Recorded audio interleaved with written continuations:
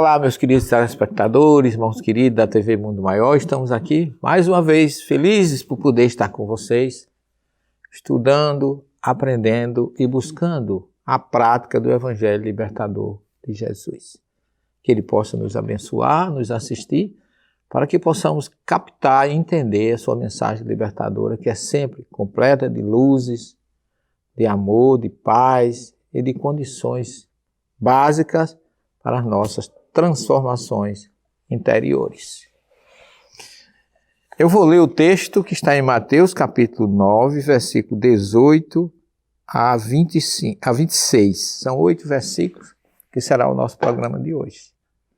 É a história de uma mulher que tinha 12 anos, um fluxo de sangue, já tinha gastado tudo que tinha com o médico, não ficava boa. Foi procurar Jesus. E a história da filha do chefe da sinagoga, ele chamava Jairo, a palavra de Jairo, a palavra vem do hebraico ouro, e ouro, aquele que ilumina. Então Jairo era o chefe da sinagoga ali em Cafarnaum, conhecia Jesus, que Jesus já tinha pregado naquela sinagoga, era judeu, sabia o que Jesus era capaz de fazer e vai ao seu encontro pedir ajuda, porque a sua filha morrera. Então veja bem, enquanto Jesus falava sobre essas coisas para o povo, sobre a discussão do jejum, né?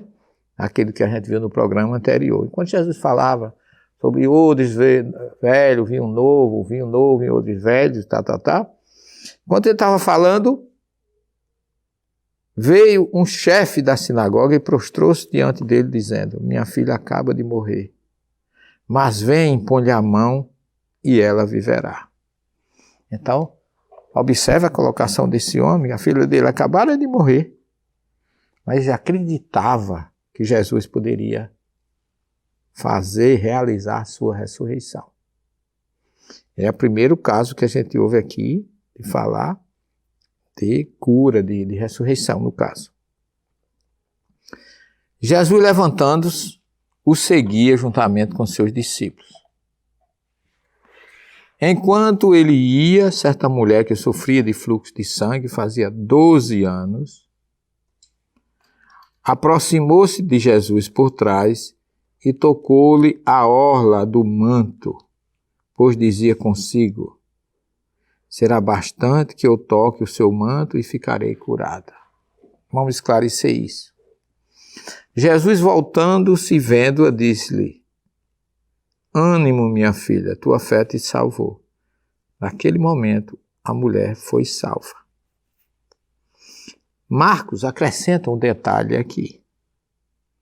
Que Jesus, quando a mulher tocou, ele começou a dizer: alguém me tocou. Quem me tocou? Porque eu senti sair algo de mim. Isso é muito interessante que a gente coloque aqui, porque é uma parte que está em Marcos, que complementa esse ensino de Mateus, que é Marcos 5, 21 em diante. E de novo, atravessando Jesus do barco para o outro lado, uma numerosa multidão o cercou e ele se deteve à beira-mar. Ele estava voltando de lá de Gadara, né? E estava conversando sobre a questão do vinho novo ou de velho, como a gente viu no programa passado.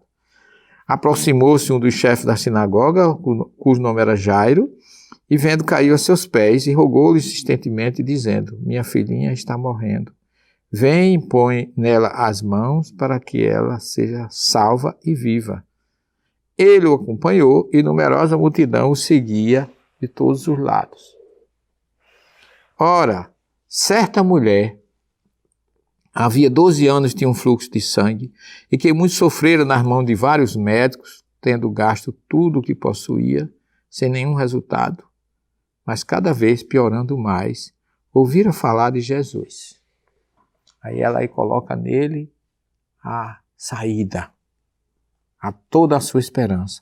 Aproximando deles, por trás, no meio da multidão, tocou o seu manto, porque dizia: se ao menos eu tocar suas roupas, serei salvo.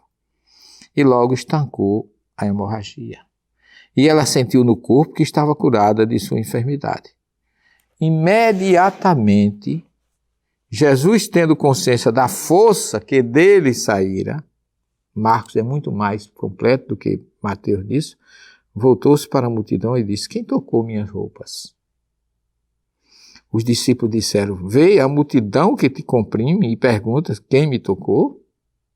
Era como se estivesse dizendo que Jesus estava... O Senhor estava querendo brincar conosco, no meio de tanta gente, como é que vai saber quem foi que lhe tocou?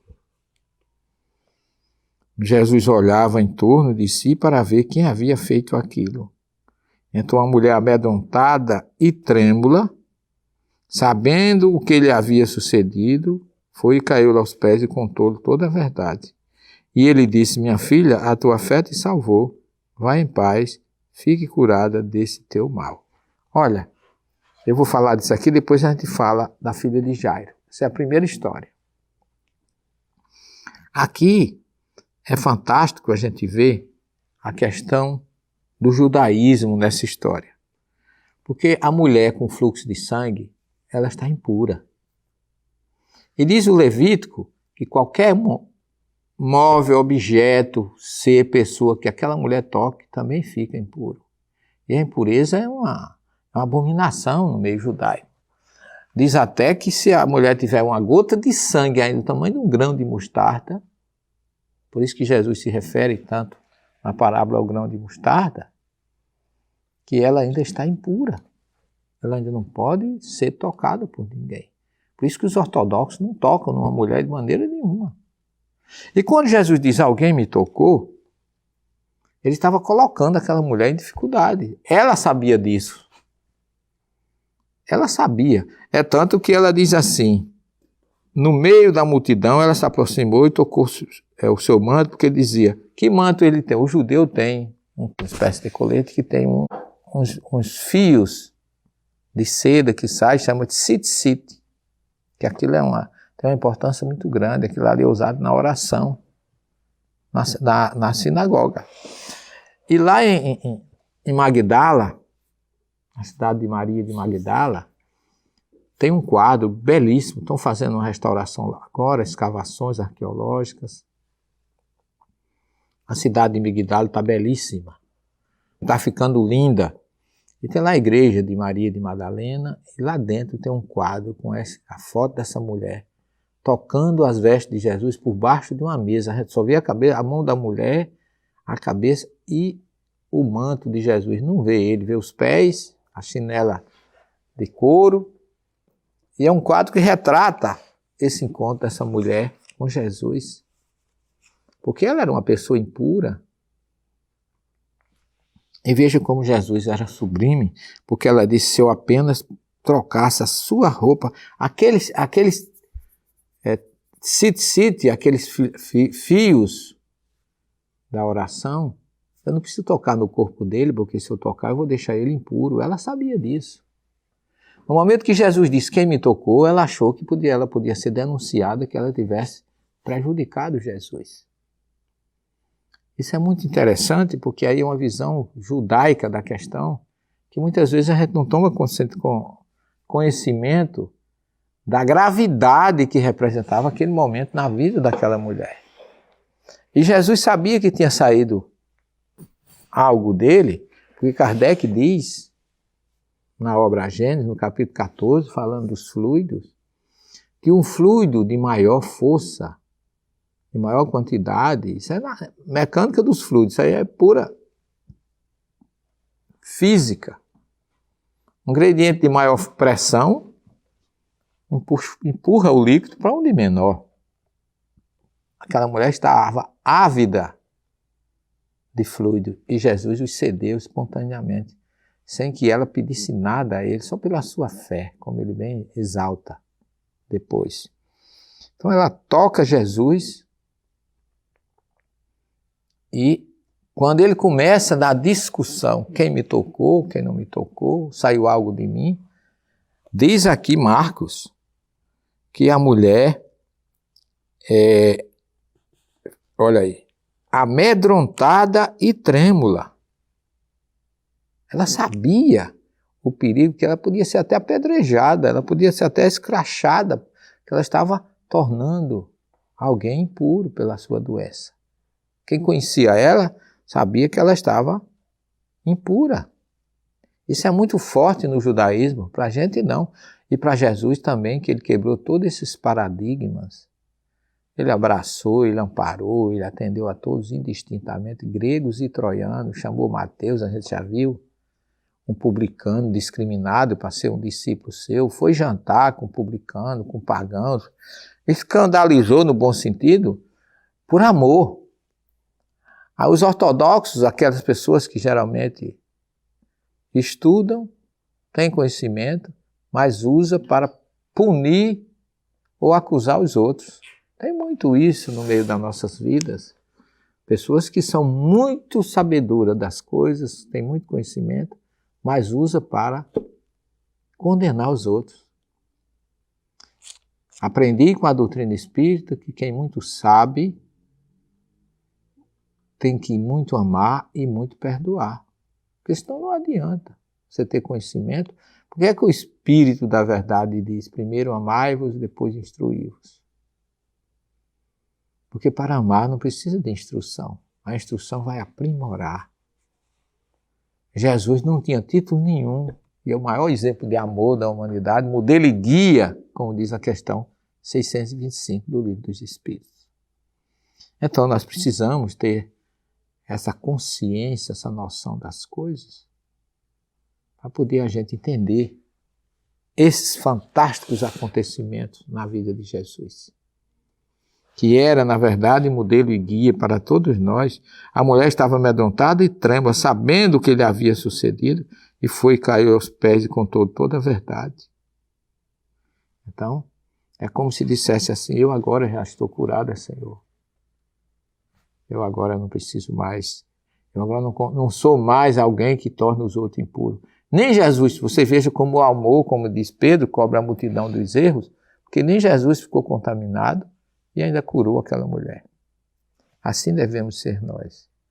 Não nos deixarmos contaminar pelos nossos pensamentos inferiores, pelas pessoas que querem nos desviar do caminho, e ainda tirar as pessoas do caminho, do desvio, e colocar no caminho reto. Esse é o nosso papel de bons espíritas, bons cristãos.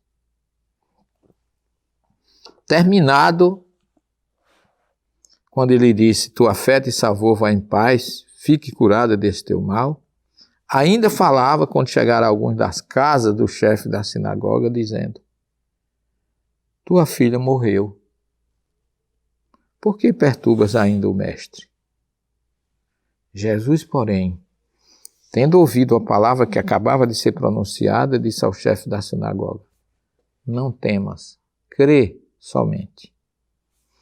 E não permitiu que ninguém o acompanhasse, exceto Pedro, Tiago e João, o irmão de Tiago, que Jesus era esse trio, ele escolheu para estar com ele nos grandes momentos da sua vida. Estavam com ele no Tabor, estavam com ele no Monte das Oliveiras, estavam com ele em todos os locais assim, mais específicos e marcantes do Evangelho. Então eles foram esses três com Jesus, mais ninguém, chegaram à casa do chefe da sinagoga e ele viu um alvoroço. Muita gente chorando e clamando em voz alta. Entrando, disse Jesus, por que esse alvoroço e este pranto? Por quê? A criança não morreu, está dormindo. E zombavam dele. Ele, porém, ordenou que saíssem todos, exceto o pai e a mãe da criança, e os que o acompanhavam, e com eles entrou onde estava a criança.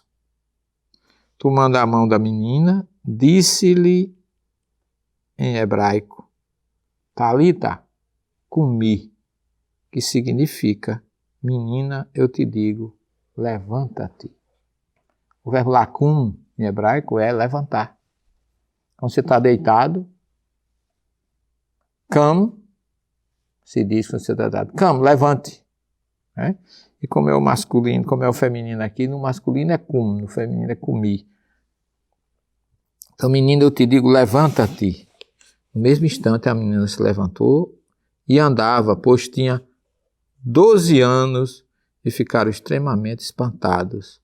Recomendou-lhes então expressamente que ninguém soubesse o que tinham visto e mandou que desse de comer a menina.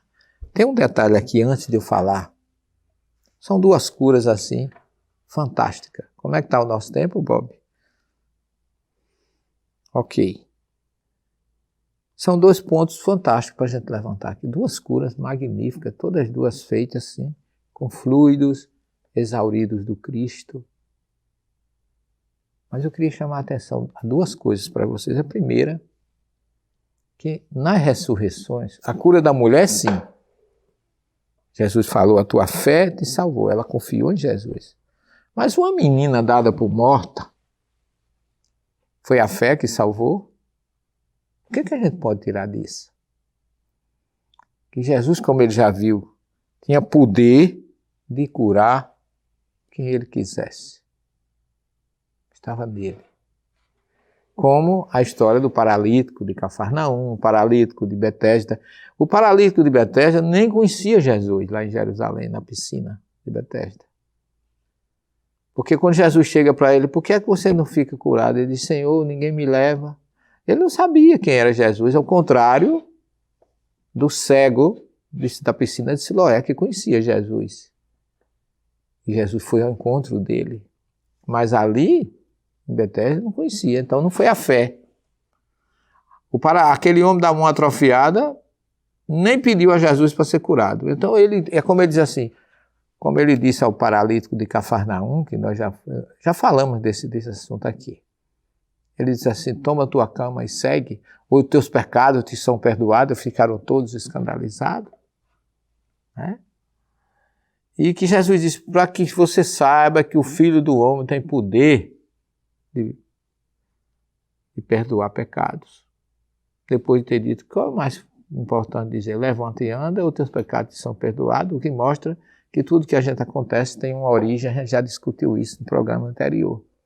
Mas aqui eu quero chamar a atenção que essa menina, primeira coisa, a mulher tinha fé, conhecia Jesus, acreditava nele, foi procurá-lo, tinha 12 anos de uma hemorragia. Mas a menina, Jesus não perguntou à menina, tu acreditas que eu posso te despertar? Porque ele disse que ela estava dormindo. Ou dormindo ou morta, não tinha consciência do que estava acontecendo. Não era a fé que salvava, mas o poder de Jesus, que ele é capaz de fazer qualquer coisa. Agora, por que é que ele queria que as pessoas tivessem fé nele? Porque a fé transforma. A cura física não é nada. É tanto que ele dizia, vai, olha o que ele disse para a mulher. Vai em paz, minha filha, a tua fé te salvou. Vá em paz, fique curada deste mal. Na adulta ele disse, não erres mais. Para a maioria ele dizia, não erres mais, porque Jesus não estava preocupado na questão de liberar ou de curar a condição física de ninguém. O objetivo dele era curar o espírito, transformar as pessoas. Tudo que ele fez foi com esse objetivo. Transformar as pessoas. E a gente precisa ser curado por ele. Ser curado por Jesus é ter o espírito transformado. Não é ser curado de uma úlcera, de uma doença física que, se fosse assim, nós seríamos imortais. Ele ressuscitou tanta gente que morreu, ele ressuscitou Lázaro, que também depois teve que morrer. Ele ressuscitou tudo que ele curou, morreu depois, porque a verdadeira cura não é a física. A cura importante é a espiritual, aquela que torna você melhor. E para você se tornar melhor, o primeiro pressuposto do Cristo é ter fé. Como ele diz aqui, vai minha filha, a tua fé te salvou, vai em paz, fique curada desse teu mal. Aquela mulher, pela fé que ela despertou já, nunca mais foi a mesma. Nunca mais, nunca mais. Então é isso que é importante, é a primeira coisa. E a segunda coisa, que talvez vocês não observem esse ponto, mas é curioso, a mulher tinha um fluxo de sangue há 12 anos. A menina que ele curou tinha 12 anos. 12 é um número cabalístico do judaísmo muito importante. A gente vai observar a história de Jesus, as 12 tribos de Israel, os 12 discípulos que ele convocou para estar na sua tarefa. Então eram seres realmente que se enquadraram numa condição metafísica, espiritual, que tinha um enquadramento no número 12 das 12 tribos de Israel e dos 12 discípulos que ele conquistou e convocou, e aqui uma mulher com fluxo de sangue há 12 anos e uma criança ressuscitada aos 12 anos. Então, nada é por acaso, mas apenas ele recomendou que aquele povo não dissesse a ninguém o que tinham visto. Então essa é a nossa mensagem. Eu queria pedir a vocês mais uma vez que não deixassem de dar um presente de Natal de um amigo, um livro espírita, e as nossas obras estão à disposição para que vocês possam ajudar a nossa causa social e as pessoas que necessitam de ajudas também físicas, materiais, nesse momento de Natal. Agradecemos a sua honrosa audiência e a Deus pela oportunidade. E reflitamos sobre esses ensinamentos belíssimos de Jesus, que a sua cura se processe em nós, em nosso espírito, que é realmente o que ele deseja de cada um de nós, é que nos transformemos em seres melhores, que não fiquemos na estagnação que atrasa, que renunciemos ao orgulho, à inveja, ao egoísmo, sintonizados com a sua mensagem libertadora de luz. Eu vim para que todos tenham vidas, que todos tenham vidas plenamente. Que a sua misericórdia, que o seu amor se derrame sobre todos nós, sobre o nosso planeta, nesse momento difícil, e que nós possamos ter paz, harmonia e tranquilidade. Fiquem com ele. Até a próxima semana. Se Deus quiser, muita paz a todos. Fiquem com Jesus.